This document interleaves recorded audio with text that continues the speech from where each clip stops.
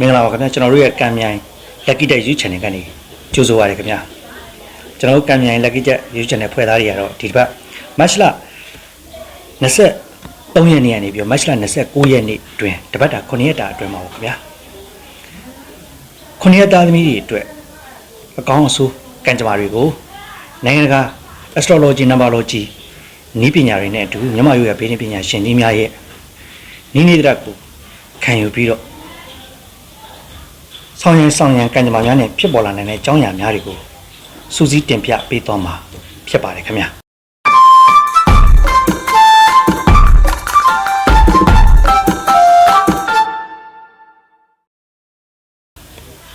တင်ရလာမီအားလုံးဒီပတ် match လ23ရက်နေ့ကနေပြီးတော့29ရက်နေ့အတွင်းမှာပါခင်ဗျာတင်ရလာမီတွေကမော်တော်ကားတွေဆိုင်ကယ်တွေရောင်းဖို့ဝယ်ဖို့ရှိလို့ရှိရင်ဒီဘက်ထဲမှာရောင်းရမယ်ဝယ်ရမယ်ကာလာဖြစ်ပါတယ်ခင်ဗျနိုင်ငံခြားခရီးအတွက်သတင်းကောင်းတွေဝင်မဲ့ကာလာဖြစ်ပါတယ်နိုင်ငံခြားကိုသွားဖို့အတွက် passport တွေ visa တွေလျှောက်ထားတယ်နိုင်ငံခြားကိုအလုပ်တွေလျှောက်ထားတယ်ဆိုလို့ရှိရင်ဒီဘက်မှာနိုင်ငံခြားနဲ့ပတ်သက်တဲ့သတင်းကောင်းတွေဝင်ပါမယ်ဝန်ထမ်းတင်းတို့သားမျိုးဝန်ထမ်းဖြစ်ခဲ့မယ်ဆိုလို့ရှိရင်ယာရုတိုးရွှေ့ယာရုတွေတိုးပြီးတော့ပြောင်းရွှေ့ရပါမယ်ကောင်းသောပြောင်းရွှေ့ခြင်းကိုမှတ်ယူပေးပါတင်းသားသမီးအနုပညာလုပ်ငန်းကိုလုပ်ကိုင်းနေတဲ့သူဆိုရင်တော့အနှောက်အယှက်တွေပေါ်နိုင်ပါတယ်အနှောက်အယှက်တွေပေါ်တာလည်းတည်င်းကယာယီပါပဲကောင်းမွန်စွာကြော်ဖြတ်နိုင်ပါလိမ့်မယ်အထူးသတိထားရမှာပါတနင်္ဂနွေသားသမီးတွေဟာဒီ match လ23ရက်နေ့29ရက်နေ့အတွင်းမှာတယ်လီဖုန်းတွေပျောက်တတ်ပါတယ်တယ်လီဖုန်းတွေပြတ်တတ်ပါတယ်ပျောက်တတ်တယ်ပြတ်တတ်တယ်ဂယုထားပြီးတော့ကင်တွယ်ဖို့အတွက်မှာချင်ပါတယ်တနင်္ဂနွေသားသမီးဟာရဲ့မှာပေါ့နော်ဆွေမျိုးတူကမိမိရဲ့ဆွေမျိုးတူမှာကျမ်းမာရေးကိစ္စကိုညီမှုပေါ်နိုင်ပါတယ်အဲ့လိုမျိုးကျမ်းမာရေးကိစ္စအတွက်ကိုညီရဖို့ပေါ်နေပြီဆိုရင်စိတ်အားထက်သန်စွာနဲ့ကိုညီလိုက်ပါကောင်းသောတိုးတက်မှုတွေကိုယ့်အတွက်ကောင်းသောရလဒ်တွေဖြစ်ပေါ်ပါလိမ့်မယ်တပံပြန်ပြီးတော့ပေါ့နော်အဲကြောင့်မလို့စိတ်ထဲကနှစ်ပြီးတော့ကိုညီမှုတွေပြုလုပ်လိုက်ပါမိမိရဲ့လမ်းထဲမှာဒါမှမဟုတ်မိရဲ့အိမ်သားမှာနာရီပေါ်ပါလိမ့်မယ်နာရီပေါ်ပါလိမ့်မယ်နာရီပေါ်လို့ရှိရင်မတော်မဖြစ်သွားမှာဆိုလို့ရှိရင်ကျွန်တော်အောက်မှာပေးထားတဲ့ရေတွေဟာအဆောင်လေးကိုပြုလုပ်ပြီးတော့သွားဖို့တိုက်တွန်းချင်ပါတယ်တကယ်လို့မသွားဘဲနေလို့ရတယ်ဆိုရင်တော့အဲ့ဒီနာရီကိုမသွားဖို့အတွက်ကြံပြုချင်ပါတယ်ပညာရေးတွေမှာဆိုလို့ရှိရင်တော့ရီမန်းချက်တွေအောင်မြင်မှုနဲ့ကာလဖြစ်ပါတယ်ရီမန်းချက်ထားပြီးလှုပ်ဆောင်ပါဟုတ်ကဲ့ကျမ်းမာရေးအနေနဲ့ကတော့သွားကြိုက်ဝေဒနာခံစားနိုင်ရပါတယ်ဒီပတ်ထဲမှာပေါ့နော်တနင်္ဂနွေသားသမီးနဲ့ကျမ်းမာရေးအနေနဲ့တော့သွားကြိုက်တဲ့ဝေဒနာခံစားနိုင်ရပါတယ်သွားကျမ်းမာရေးကိုယူဆိုင်ဖို့လိုအပ်ပါတယ်အခြေငယ်တွေနဲ့ကတော့အခြေမှာကံကောင်းပါတယ်ကံကောင်းတဲ့ကာလတာယာတဲ့ကာလလို့ဆိုနိုင်ပါတယ်ချစ်သူထမ်းနေပြီးတော့သတင်းကောင်းတွေကြားရမယ်ပေါ့ခင်ဗျာအိမ်အောင်ရှင်မျိုးသားမျိုးသမီးတွေကတော့အိမ်အောင်ကြီးမှာလေတနင်္ဂနွေသားသမီးတွေကတော့ဒီတစ်ပတ်ထဲမှာတာယာပါတယ်တာယာရှိပါတယ်ခင်ဗျဒီတစ်ပတ်ထဲမှာကျွန်တော်တို့ကံကောင်းတဲ့ကဏ္ဍလေးတွေပေါ့ခင်ဗျာထီကန်ဆမ်းမယ်တခြားဘာထီကန်တွေပေါ့နော်အဲ့လိုမျိုးဆမ်းမယ်ဆိုလို့ရှိရင်ကံကောင်းတဲ့ကဏ္ဍတွေကတော့134 134ကဏ္ဍမျိုးဖြစ်ပါတယ်ဒီအပတ်ထဲမှာကံကောင်းတဲ့အယောင်ကတော့ဝေစာအင်ကြီးပစိုးအထူးဆောင်သွားမယ်ပေါ့ရေးကြီးတဲ့ကိစ္စတွေသွားစရာရှိမယ်ပြောစရာဆိုစရာတွေရှိမယ်ဆိုလို့ရှိရင်တနခါရောင်ဝစ်စင်မှာဆောင်သွားပါခင်ဗျရေရပါခင်ဗျရေရကတော့ဖျားတဆူဆူကိုပါမယ်တနင်္ဂနွေတောင်အရှိမြောက်တောင်မှာမြေစာကိုညွတ်တပြေကိုညွတ်ဂန်းကိုညွတ်ကတ်လို့ပြီးတော့ကိုဖြစ်ချင်တာတွေကိုယ့်ရဲ့ခက်ခဲကြက်တဲ့တွေပြေလဲဖို့ကိုဖြစ်ချင်တဲ့စံနာတွေကိုဆူတောင်းပေးရင်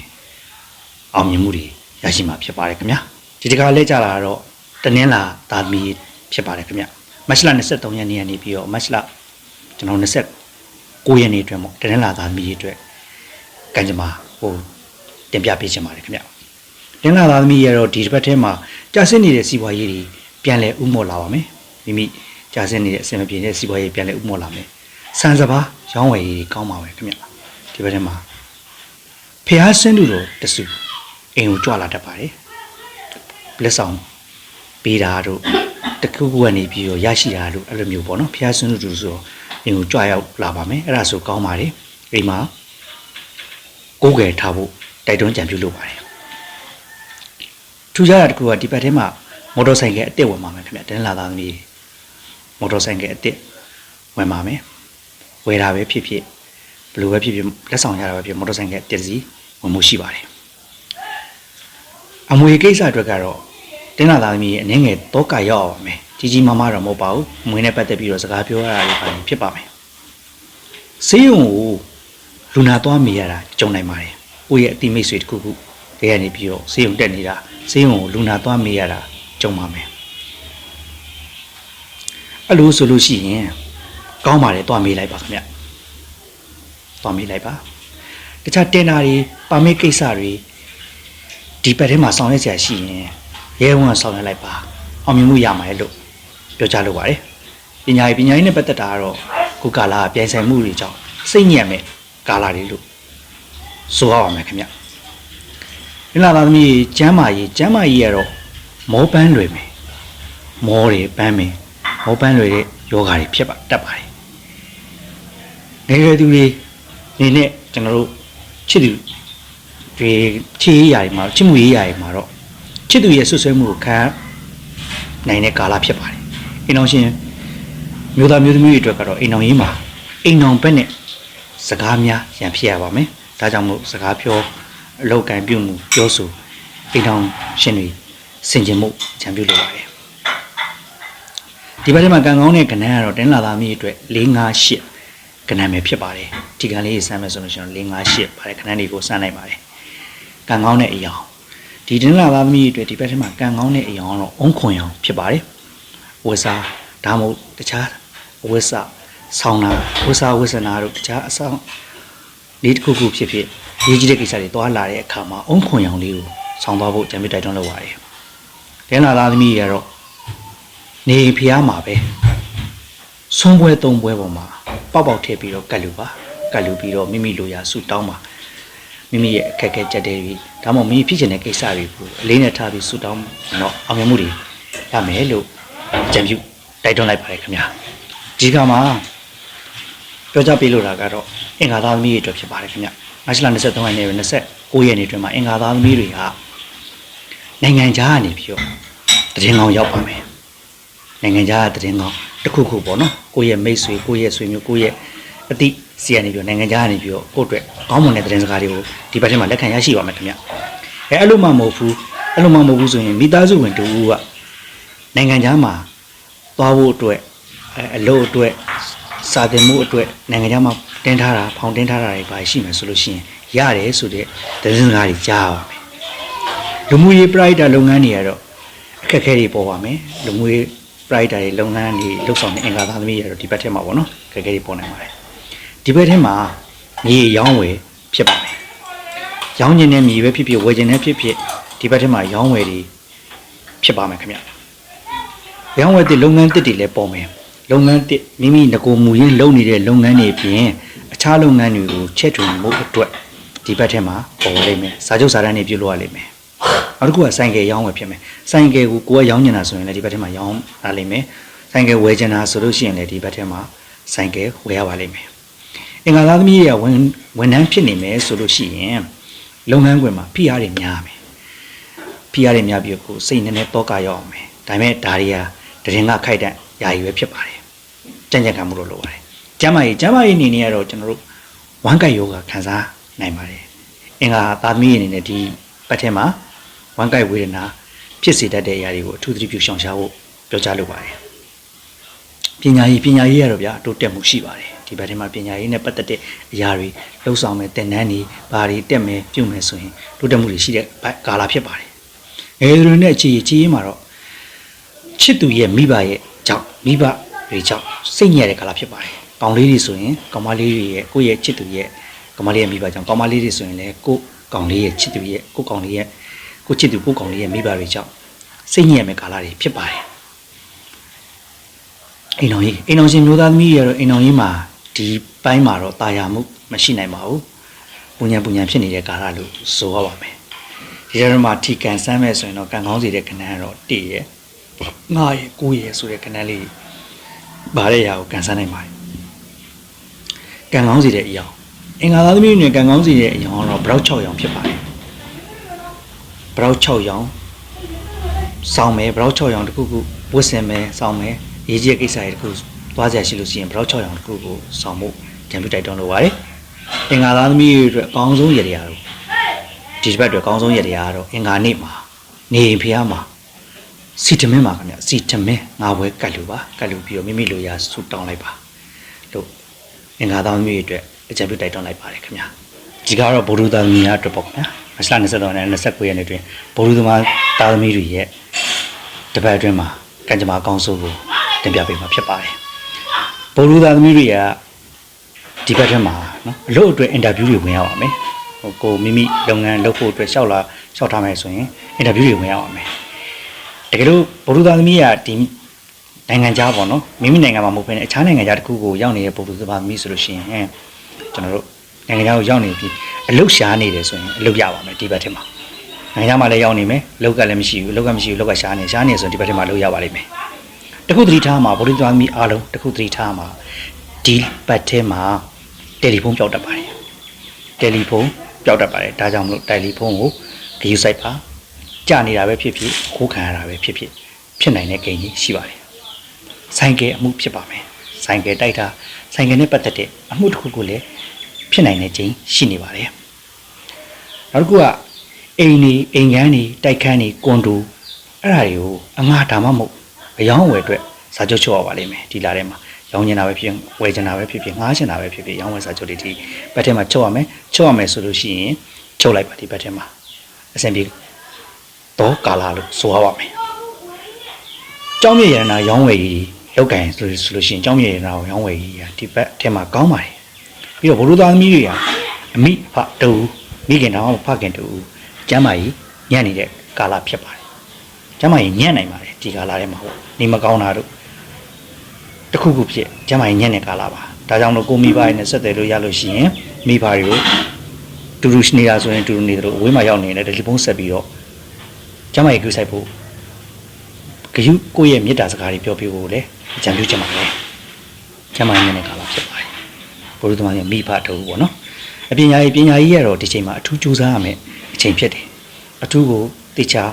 တနန်းနဲ့တက်နေတဲ့သူတွေဆိုလည်းအထူးတေချာစနစ်တကျနဲ့လိုက်မှတ်ရမယ်တေချာလိုက်လုပ်ရမယ်ကာလတွေဖြစ်ပါတယ်ကျမ်းမာရေးဘုရားသမားရဲ့ကျမ်းမာရေးအနေနဲ့တော့ဒီကာလမှာချောင်းဆိုးယောဂဖြစ်နိုင်ခြင်းရှိပါတယ်ချောင်းဆိုးတဲ့အစားအစာတွေကိုရှောင်ကျဉ်ခြင်းချောင်းဆိုးမှုမဖြစ်ပေါ်အောင်ကြိုတင်တားဆီးဖို့လိုအပ်ပါလိမ့်မယ်အခြေရေးသူတို့နဲ့ပုရုသားသမီးရဲ့အခြေရေးကတော့စမ်းပွင့်နေတဲ့ကာလဖြစ်ပါတယ်စမ်းပွင့်ပြီးဟောတယောက်နဲ့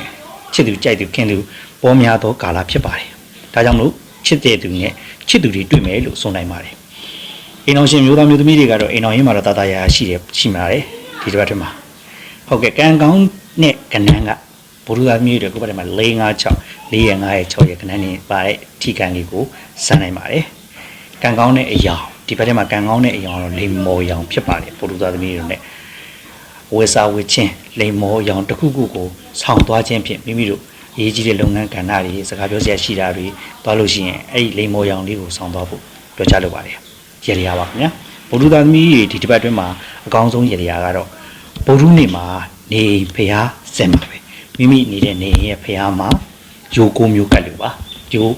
9မျိုးမပေါ့ယို4မျိုးပါခင်ဗျာယို4မျိုးကတ်လို့ပါဘာယိုတွေရဲ့လို့မရှိပါဘူးเนาะအဲ့ဒါလေးလှုပ်ဆောင်ပြီးတော့မိမိလိုချင်တဲ့မိမိဖြစ်ချင်တဲ့စံနာတွေကိုဆူတောင်းမယ်မိမိရဲ့ကြက်တဲ့ခက်ခဲတွေလည်းအများဆုံးကြော်လွှားနိုင်လိမ့်မယ်လို့ယုံကြည်ပါတယ်အဲ့ဒီလိုနဲ့ပဲဒီဟာလေးကိုလှုပ်ဆောင်မှတ်သားလှုပ်ဆောင်မှာလို့ပဲတိုက်တွန်းလိုက်ပါမင်္ဂလာပါဒီတကလက်ကြတာကတော့ဂျာသာပရိသတ်သမီးတွေဖြစ်ပါတယ်မတ်လ23နဲ့29ရက်နေ့တွင်ဂျာသာပရိသတ်သမီးတွေရဲ့တပတ်တာအဆိုးကောင်းကြိုးကြောင်းတွေကိုပြောပြပေးတော့မှာဖြစ်ပါတယ်ဂျာသာပရိသတ်သမီးရဲ့ဝန်တန်းဖြစ်ပါကလုပ်ငန်းခွင်မှာဖြည့်ရှင်းရကိစ္စအနည်းငယ်ပေါ်ပါမယ်တကယ်လို့ဂျာသာပရိသတ်သမီးရဲ့ဝန်တန်းဖြစ်မယ်ဆိုလို့ရှိရင်ကြီးမားသောကိစ္စမဟုတ်ပါဘူးဖြည့်ရှင်းမှုအတွက်အနည်းငယ်ကိစ္စလေးတွေဖြစ်ပေါ်တတ်ပါတယ်သို့တော်မစိုးရိမ်ပါနဲ့အကောင်းဆုံးဖြည့်ရှင်းနိုင်မယ်လို့ပါတယ်စိတ်တည်တည်ငြိမ်ထားပြီးတော့အကောင်းဆုံးဖြည့်ရှင်းလိုက်ပါပြီးတော့မြေရောင်းဝယ်အတွက်သတင်းကောင်းကြားရပါမယ်မြေရောင်းကျင်တာဝယ်ကျင်တယ်ဆိုလို့ရှိရင်အဲ့ဒီအတွက်သတင်းစကားစကြားရပါလိမ့်မယ်ဒီဘက်ထဲမှာသတင်းကောင်းကြားရပါမယ်ဆွေမျိုးတူရဲ့ကျမ်းမာရေးကိစ္စအတွက်တော့ပူပန်ရပါလိမ့်မယ်ဒီဘက်ထဲမှာဆွေမျိုးတူကျမ်းမာရေးကိစ္စနဲ့ပတ်သက်ပြီးပူပန်ရပါလိမ့်မယ်ဘုရုသားသမီးကလမ်းထဲမှာ sorry ပါခင်ဗျာဂျာသာပရိသတ်သမီးကိုပြောနေပါတော့ဂျာသာပရိသတ်သမီးက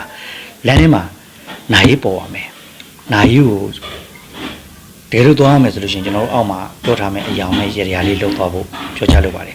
မဖြစ်မနေသွားရမယ်ဆိုလို့ရှိရင်မသွားလို့ရတယ်ဆိုရင်တော့အဲ့ဒီနိုင်ကိုမသွားသင့်ပါဘူးခင်ဗျာပြီးတော့ဂျာသာပရိသတ်သမီးကလူမှုရေးလုပ်ငန်းတွေ private လုပ်ငန်းတွေမှာအောင်မြင်မှုရရှိမယ်အချိန်ကာလဖြစ်ပါတယ် ပညာရေးနဲ့ပတ်သက်ပြီးတော့တရင်ကောင်းကြားပါမယ်ဒီဘက်ထဲမှာပညာရေးနဲ့ပတ်သက်ပြီးတရင်ကောင်းကြားပါမယ်အိမ်တော်ကြီးကတော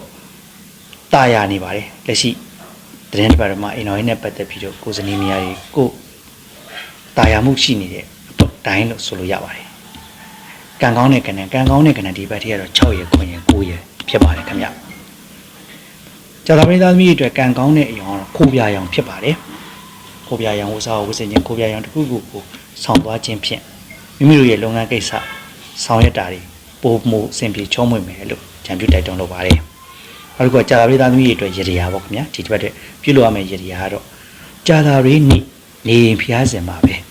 ပေါက်စီ5လုံးကတ်လူလိုက်ပါကတ်လူပြီးမိမိလိုရာစုတောင်းပါခင်ဗျအားလုံးခက်ခဲကြတဲ့တွေကြော်လာဖြည့်ရှင်းနိုင်ပြီးလိုချင်သောအရာများလိုချင်သောဆန္ဒများပြည့်ဝကြပါစေခင်ဗ